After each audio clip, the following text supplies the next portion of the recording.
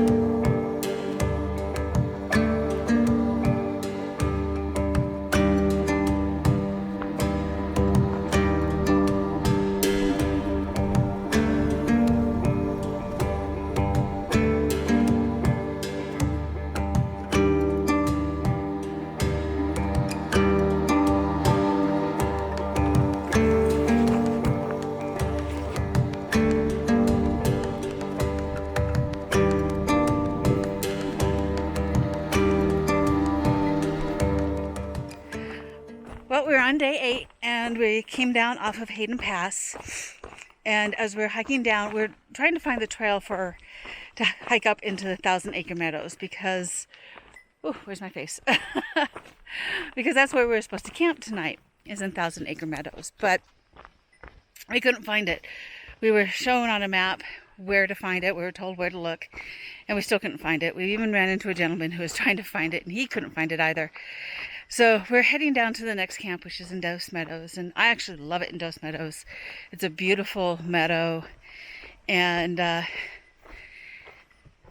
usually has, deer walking through and lots of marmots. And the sad thing is, we were told by this gentleman who stayed in Dose Meadows last night, and he'll join us later.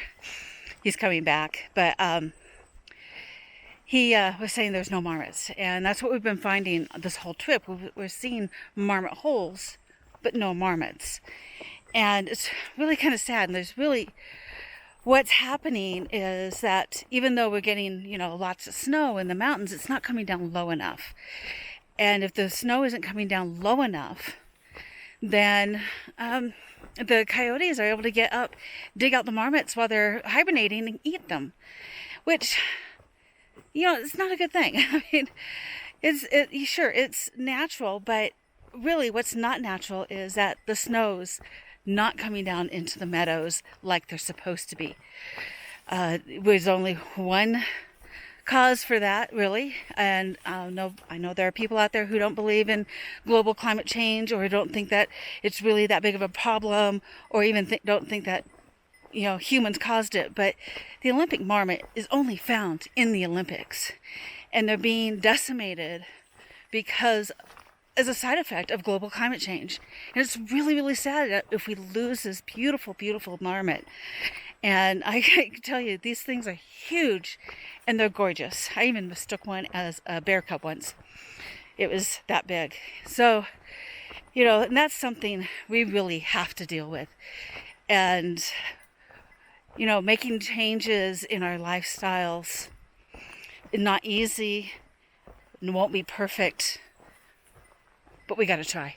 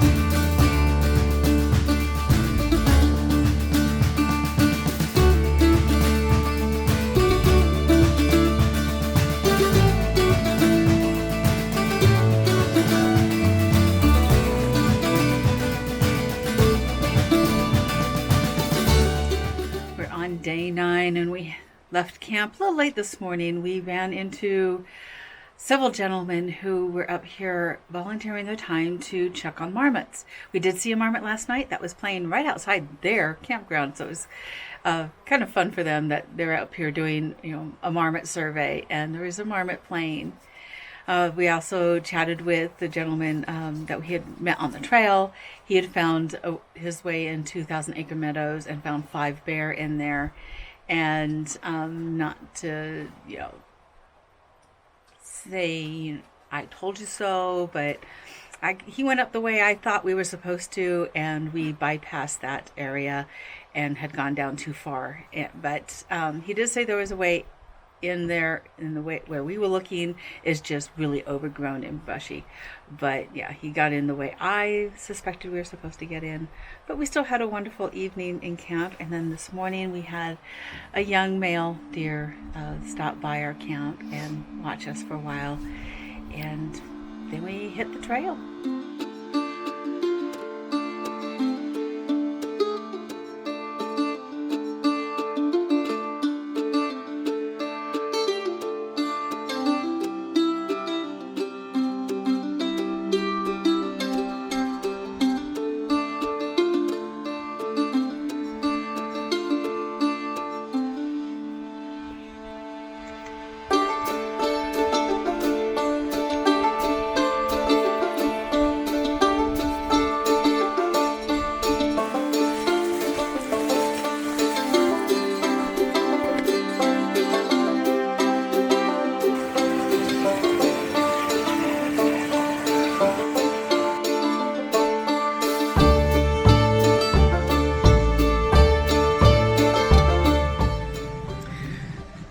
Good morning.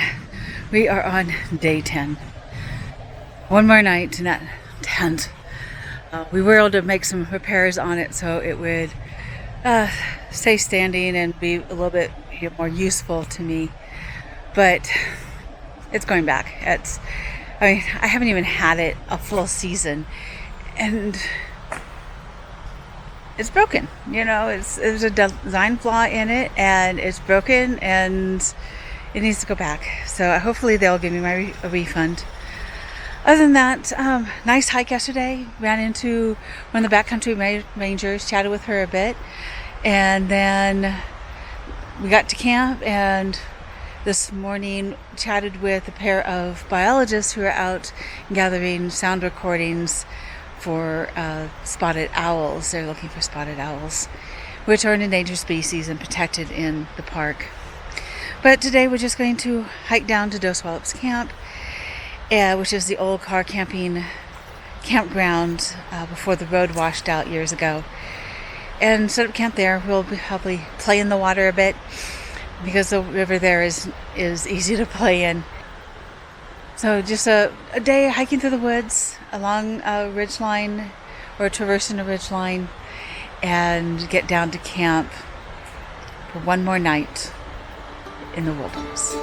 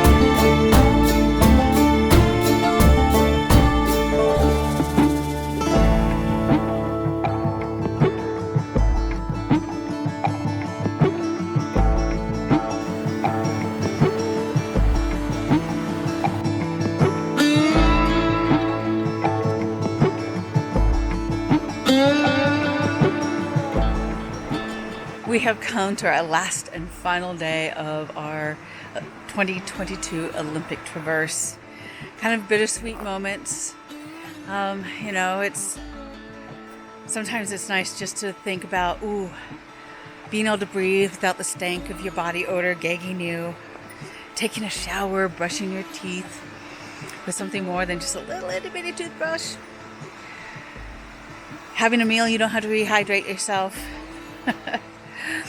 But then there's also the nights under the stars that I'm going to miss, and the light through the trees, watching the wildlife roam in a meadow above you.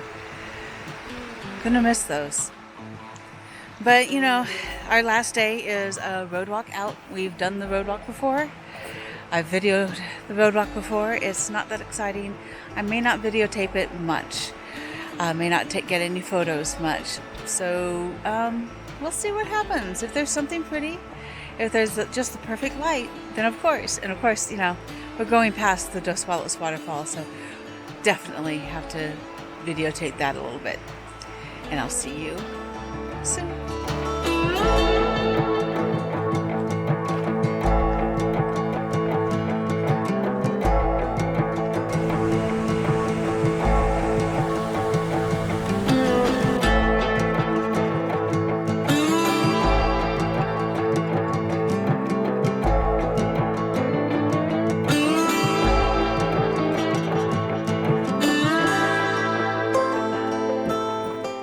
Because this road walk, this last 6 miles out, is fairly uneventful, and I've done it so many times, it just had me reminiscing about the trip in general, the good and the bad. And I thought I would share some of my thoughts with you as we mosey down the trail. I think I'll share the bad first, because we always want to end with a high note, right? So, some of the bad things. My tent broke. Hopefully I will be able to get my money back for it, even though we were able to make repairs and it's usable. I don't want to ever have to use it again. And plus, it just didn't seem to work in rocky areas, didn't seem to work in sandy areas. It was just a major pain to deal with.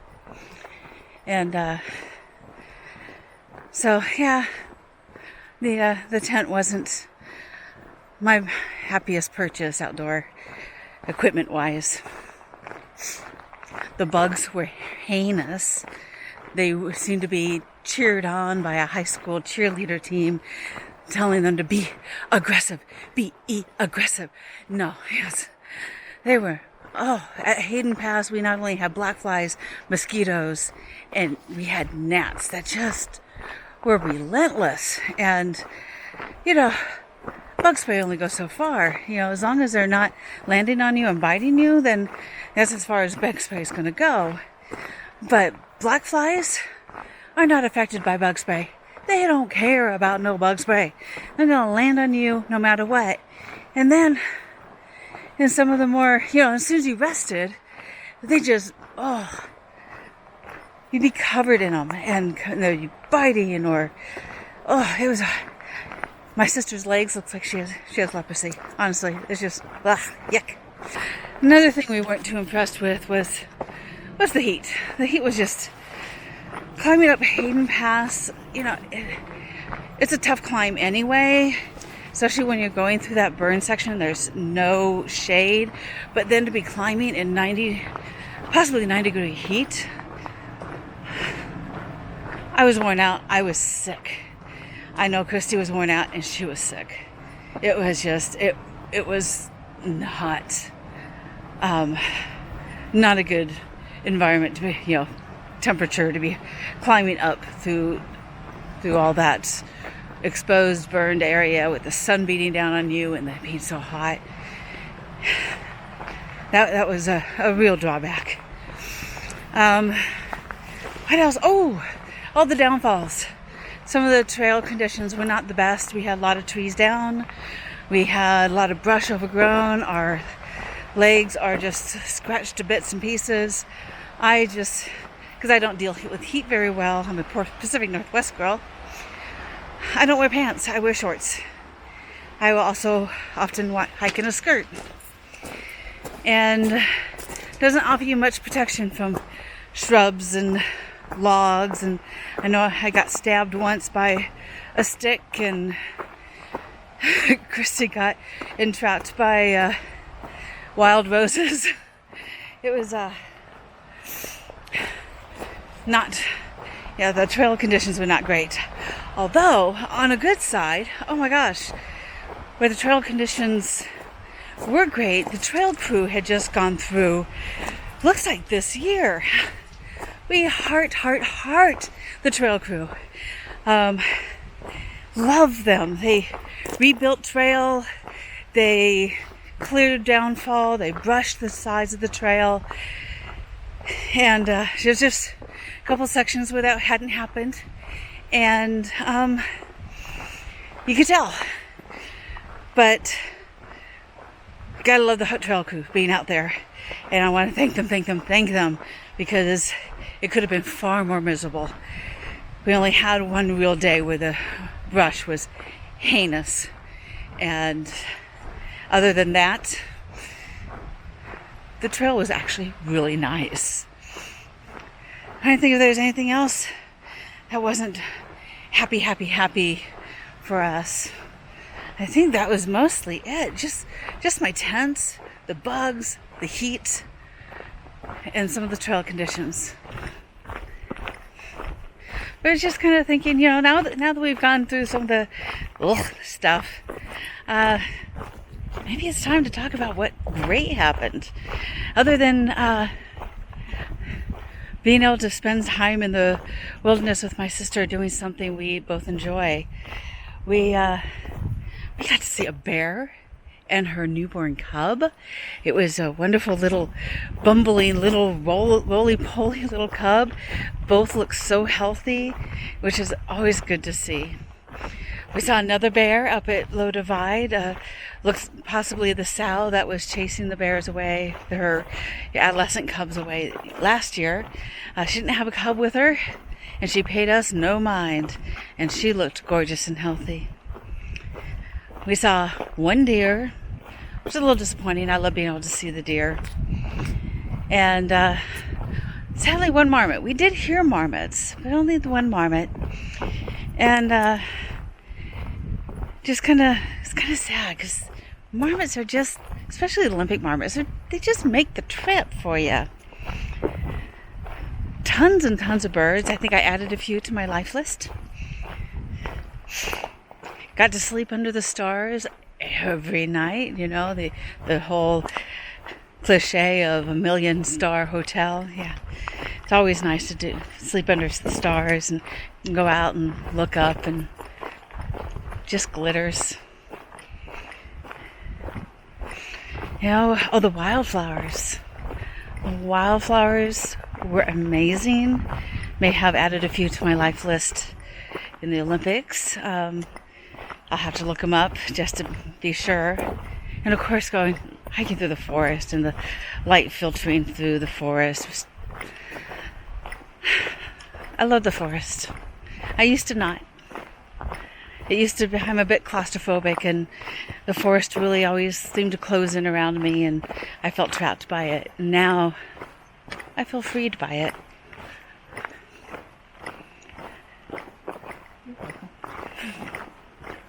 Being able to stay up at Hayden Pass watching the sunset. And I did actually use my tripod once. That was fun. Fording 2 rivers, one twice. Yeah, those are a highlight. Not falling, there's a highlight. Although we have scrapes and scratches all over, I'm not coming out with any injuries that require surgery, and that's always going to be a bonus. I'm sure there's more, and I'll probably think of them soon. I almost forgot. I made up a hiking song. I'm calling it Heidi's hiking song, because, I'm Heidi, and it's my song. And one of the verses is perfectly set for right now as we're hiking through a forest, and it goes up, up and away we go, up, up and away we go, into the forest, into the forest, cool and green. Up, up and away we go, up and away we go, into the forest, into the forest, into the forest we will go. Dun dun dun dun dun dun dun dun dun dun dun dun dun dun dun dun dun dun dun dun, boom boom. Well, we made it to the trailhead, and hey, there's my sister! Woohoo! 11 days, about 75 miles, over 10,000 feet of elevation gain, many bug bites, and wow, what a fun, great adventure. Hard at times, fun at times, but isn't that what all adventures are about? Right now we're just waiting for our cousin to come pick us up, and hopefully he brought us watermelon. I requested watermelon. I'll leave you here at the trailhead, and until the next adventure, bye-bye.